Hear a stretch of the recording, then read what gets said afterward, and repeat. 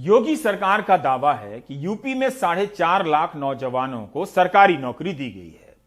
जिस तरह से सरकार सरकारी योजनाओं के लाभार्थियों को एक्सप्रेसवे और एयरपोर्ट के शिलान्यास उद्घाटन में बुलाती है बसों में भरकर, उसी तरह सरकारी नौकरी पाए 4.5 लाख नौजवानों को भी बसों से बुलाकर इनकी शोभा यात्रा निकाली जा सकती है ताकि विपक्ष को जवाब मिल जाए। अखिलेश यादव कहते हैं यह झूठ है।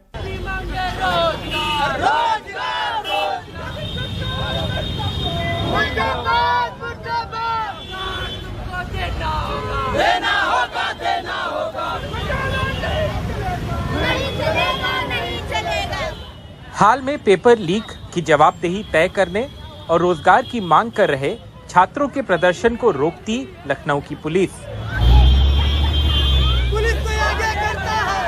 सरकारी स्कूलों के लिए शिक्षकों के इम्तिहान की परीक्षा का पेपर लीक होने के बाद परीक्षा रद्द होने से तकरीबन 20 लाख छात्रों पर असर पड़ा है। हम इस वक्त लखनऊ में विधानसभा के पास हैं।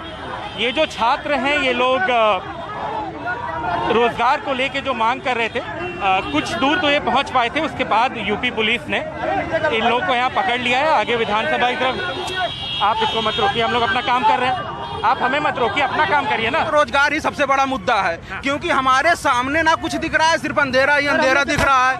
सर हम लोग 26-27 साल की एज हो गई है सर, अभी अब तक हम लोग सिर्फ पेपर की तैयारियां कर रहे हैं। हम डिग्री ले लेते हैं, ग्रेजुएशन कर लेते हैं, मास्टर्स कर लेते हैं, उसके बाद क्या हम सड़कों पे बैठे, हम बाहर घूमे नौकरी के लिए, नौकरी दे नहीं रही है। 25 लाख पद खाली हैं यूपी में।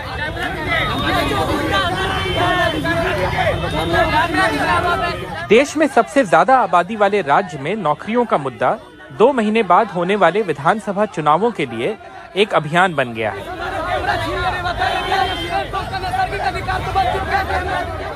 बीजेपी ने 2017 के चुनाव घोषणा पत्र में 70 लाख नए रोजगारों या स्वरोजगार के मौकों का ऐलान किया था। अब चुनाव से ठीक पहले मुख्यमंत्री योगी आदित्यनाथ समेत बीजेपी के बड़े नेता 4.5 लाख सरकारी नौकरियों की बात कर रहे हैं। विगत 4.5 वर्ष के दौरान सरकार ने शासकीय नियुक्तियों को इसी पारदर्शी तरीके से संपन्न किया है। लगभग 4.5 लाख नौजवान अब तक प्रदेश के अंदर अलग अलग विभागों में सरकारी नौकरी प्राप्त किए हैं। एक भी नौकरी पर कोई उंगली नहीं उठा सकता। 2002 से लेकर के 2017 के बीच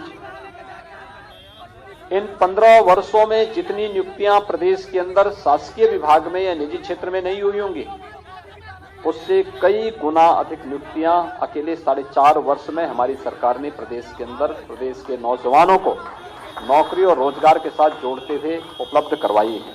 सोशल मीडिया पर बीजेपी के कई समर्थक स्वतंत्र थिंक टैंक CMIE के हवाले से दावा कर रहे हैं कि 2017 में जब योगी आदित्यनाथ सत्ता में आए थे, तब उत्तर प्रदेश में बेरोजगारी की दर 17.5% थी, जो अब घटकर 4.2% हो चुकी है।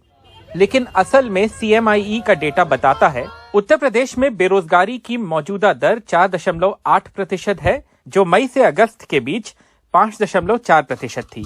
बीजेपी के सत्ता में आने से ठीक पहले जनवरी से अप्रैल 2017 के बीच ये दर 3.8% थी। कोरोना से ठीक पहले जब योगी सरकार का तकरीबन आधा कार्यकाल पूरा हो चुका था, यानी 2019 में सितंबर से दिसंबर के बीच बेरोजगारी की दर 8.5% थी। 25 से 29 साल के नौजवानों में बेरोजगारी की दर जनवरी से अप्रैल 2017 के दौरान 7.9% थी, जो मई से अगस्त 2021 के दौरान तकरीबन दुगनी 13.34% हो चुकी है।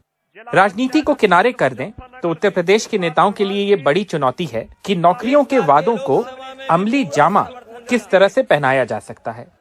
लखनऊ में कैमरा पर्सन विनीत वर्मा के साथ आलोक पांडे, NDTV इंडिया।